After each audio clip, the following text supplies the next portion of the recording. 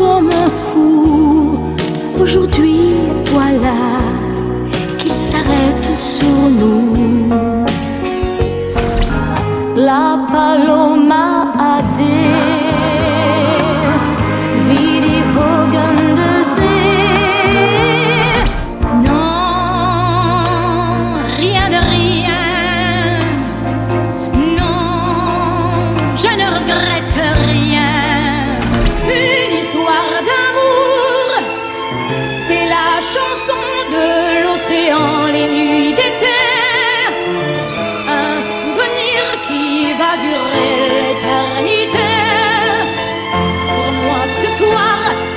s'en va, mais notre amour ne finit pas.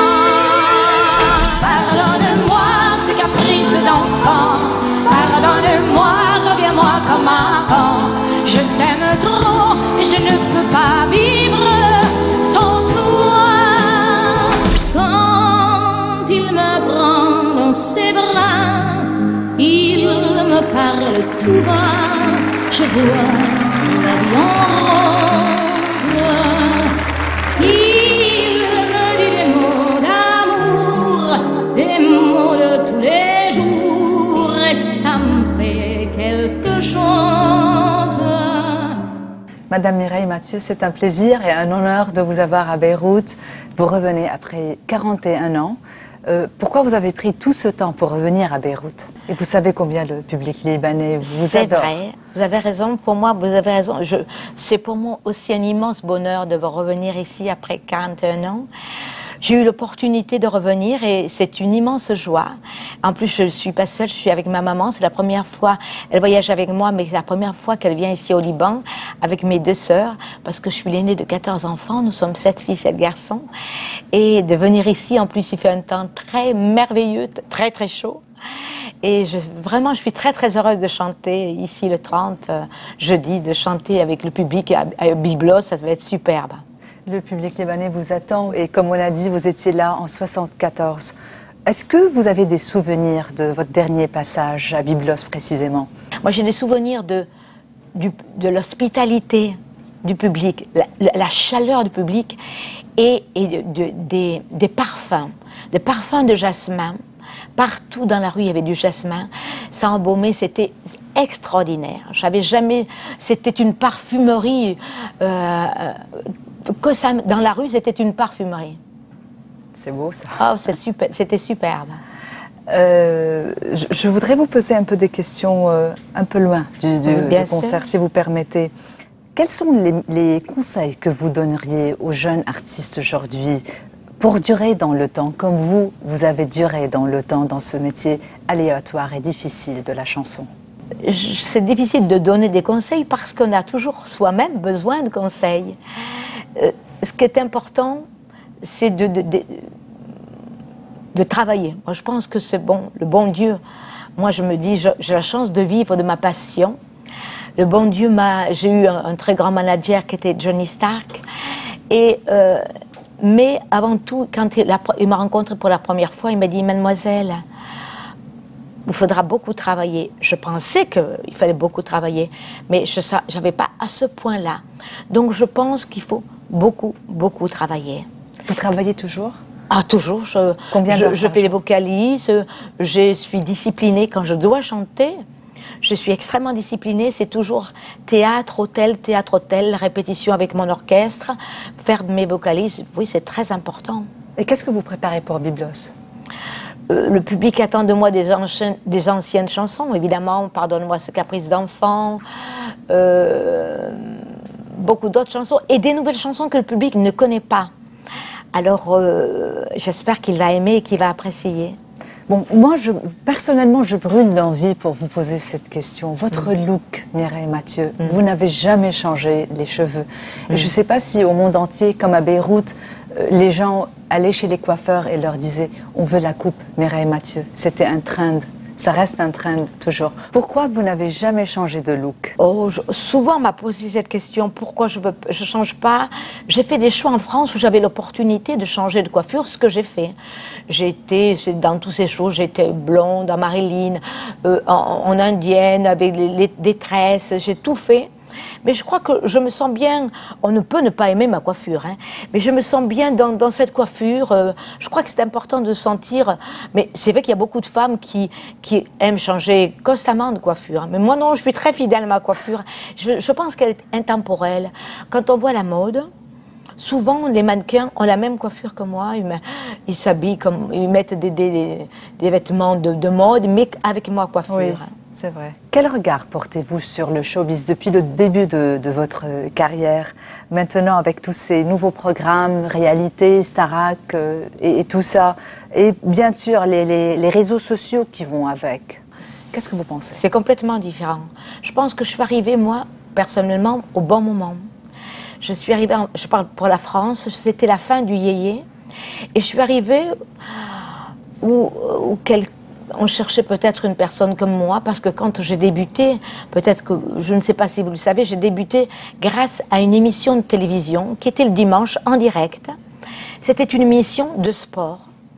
Et il y avait un chanteur confirmé, et puis il y avait 5 chanteurs amateurs, dont je faisais partie.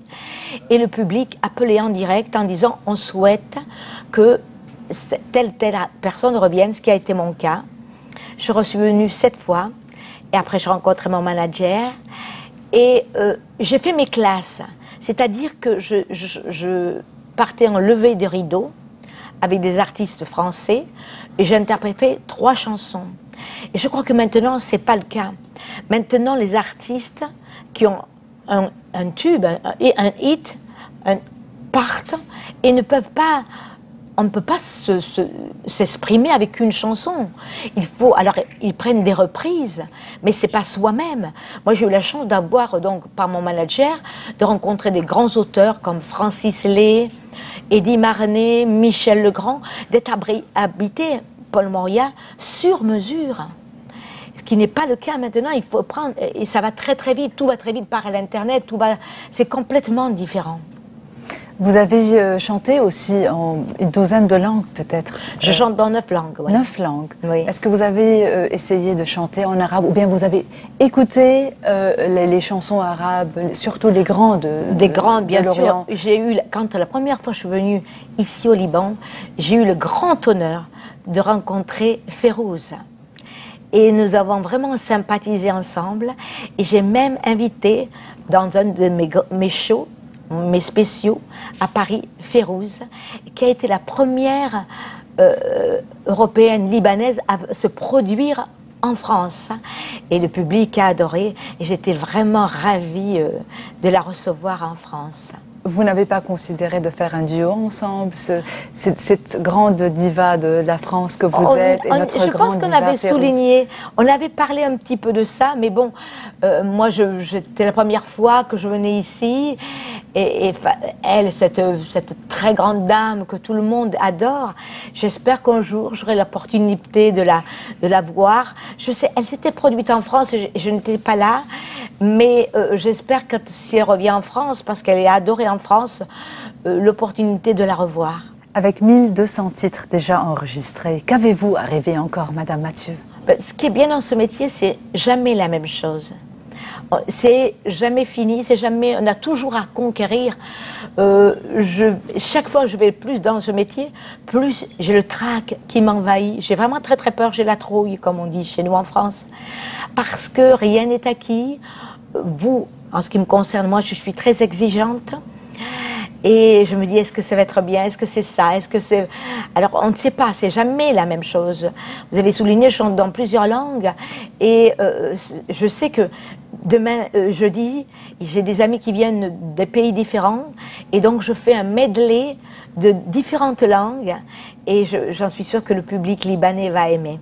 L'année passée, vous avez fêté, vous avez célébré 50 ans de carrière. Mon jubilé, oui. Votre jubilé. Et encore, vous dites que vous travaillez tous les jours. Qu'est-ce que vous préparez encore? Qu'est-ce qui reste à faire? Est-ce qu'il y a un CD qui va sortir? D'abord, je prépare le Liban parce que c'est une chose très importante pour moi qui me tient beaucoup à cœur. Donc j'espère que que ça va être superbe. Je croise les doigts. Après, je rentre, je vais chez ma maman. Ma maman vit en Provence. Moi, je vis à Neuilly, à Avignon. Moi, je vis à Paris, à Neuilly. Et je vais donc quelques jours chez ma maman, mais j'apporte avec moi des textes russes que je dois travailler. Puisqu'après, je pars du 1er septembre au 9 septembre. Je chante sur la place rouge. Je suis marraine des musiques militaires. Et je suis très, très, très fière d'être aussi marraine de ces musiques militaires qui viennent du monde entier. On a eu la France, évidemment. Je suis chaque fois accompagnée par un orchestre français et russe. Il y a la Chine, il y a l'Italie, le Mexique, la Norvège, la Suède, partout, du monde entier. Madame Mathieu, vous venez à cet Orient fatigué, déchiré par la guerre. Qu'est-ce que vous diriez à ces jeunes qui veulent faire la guerre, qui veulent s'entretuer? Quel message de paix portez-vous? Comme je suis catholique, et quand j'étais enfant, on me disait, si tu donnes la main à quelqu'un, peu importe, il faut être tolérant, quelle que soit la couleur de sa peau. C'est Pasteur qui disait ça. Quelle que soit la couleur de sa peau et sa religion, mais demande quelle est sa souffrance. C'est ça qui est le plus important. Je crois que c'est d'essayer de comprendre l'autre et de respecter l'autre, quelle que soit sa religion. C'est très important. Parce que si on se donne la main, chacun a, et c'est normal, a eu ses coutumes de chaque pays. Il faut essayer au contraire, par ses chansons. On dit souvent, la musique n'a pas de frontières, et c'est vrai. Si vous écoutez, essayez de comprendre, c'est très important. Je sais qu'ici, vous fêtez chaque année, le 25 mars, l'Annonciation de la Vierge. Et c'est superbe. Je trouve ça que c'est extraordinaire. On fête moi, ça musulman beaucoup. Et chrétien en même temps. Oui, moi ça m'émeut beaucoup. Parce que c'est cette fête, c'est jour férié chez vous. Oui. Personne ne travaille, est uni devant la Vierge Marie, c'est sublime, qui représente la mère, en fin de compte. Vous voyez, je suis très émue. Oui, je vois ça. Mais est-ce que c'est le terrorisme qui vous fait pleurer, qui vous rend aussi ému que ça? Non, ce qui m'émeut, mais c'est une émotion de joie, de savoir que dans votre beau pays, il y a des gens qui sont différents de moi, de ma religion, mais qui sont un jour unis. C'est ça qui est extraordinaire. On se dit peut-être un jour, ça peut être tous les autres jours. Je sens que vous aussi, on va tous pleurer. Oui, vraiment, ce que vous dites me touche beaucoup. Oui, parce qu'un jour peut être plusieurs jours. Mais il faut se comprendre et se tendre la main. J'espère que les gens vont écouter votre message. Vous avez vécu comme une sainte, je dirais. Je ne suis pas du tout de la chanson. Parce que je suis très croyante. Je crois à la Vierge, à Dieu. Je vais chaque année à Lourdes avec ma maman prier, et je vois des gens qui sont aussi de confessions différentes. Ils ont besoin de croire et qu'on pense à eux. Et c'est vrai que la guerre est une chose horrible. Et que si tout le monde essaie de comprendre en disant, mais essayez de... Nous, c'est ça, donnez-nous la main, donnez-vous la main. Je vous donne la main et moi, je vous comprends. Et soyez vraiment, si vous donnez la main, quelle que soit votre religion, j'en suis sûre que tout le monde on s'aimera. C'est ça qui est important. Merci beaucoup pour cette entrevue, cette opportunité, et pour l'émotion, et pour le grand amour que vous avez pour le Liban. Vraiment, j'apprécie. Je déteste vous voir pleurer, mais je comprends.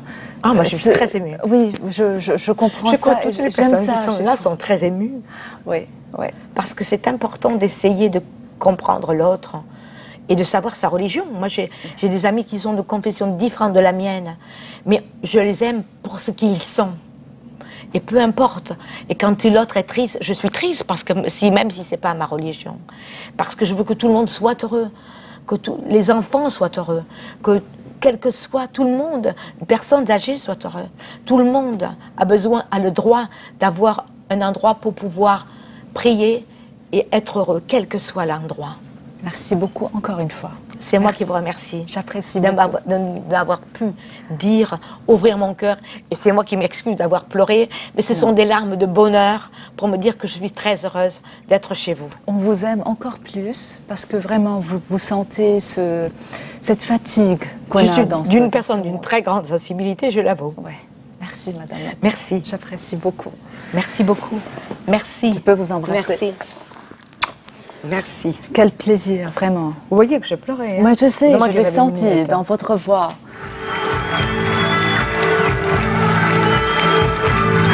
On faisait chanter Byblos et le monde. Et je crois bien, et le Liban, et je crois bien que c'est vrai. Car dès que je chante cette terre-là, je ne sais pas très bien pourquoi tous les ans chantent. كانت حفلة ميراي ماتيو رائعة لأنه بتعرفي إنه هالجمهور كان من جيلين، الجيل القديم يلي عنده نوستالجيا لميراي ماتيو والجيل الجديد يلي بيعرف أغنياتها لميراي ماتيو وما بيعرف شخصيتها.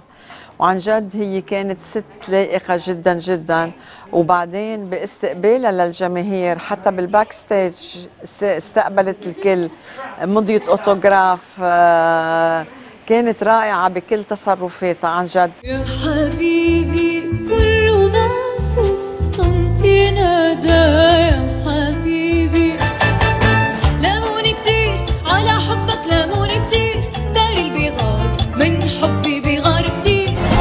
ب7 آب عنا هبة طوجي، وهبة طوجي طبعا معروفة جدا، وخاصة هالبرنامج هو من تلحين وإنتاج وموسيقى أسامة الرحباني.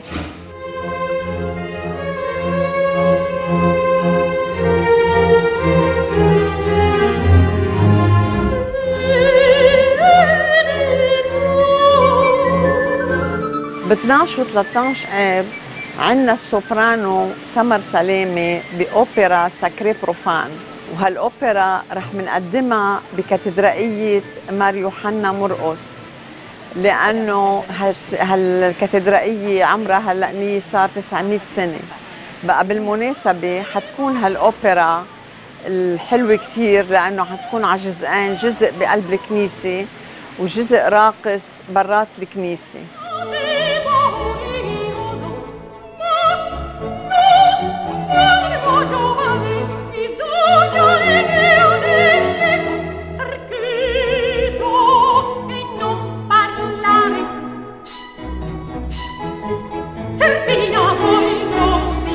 ب 18 آب عنا ألجي، هي الفرقة الإنجليزية 4 أشخاص يلي رح يغنوا روك، وهالفرقة حتكون إلى جمهور شبابي كتير كبير مثل ذا سكريبت.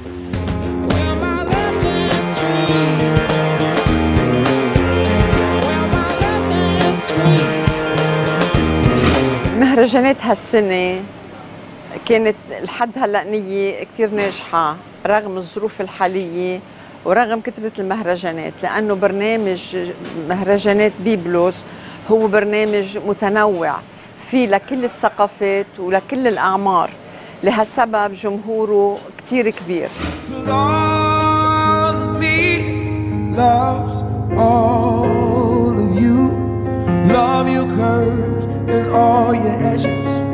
All your perfect imperfections in the Hall of Fame. The world's gonna know your name.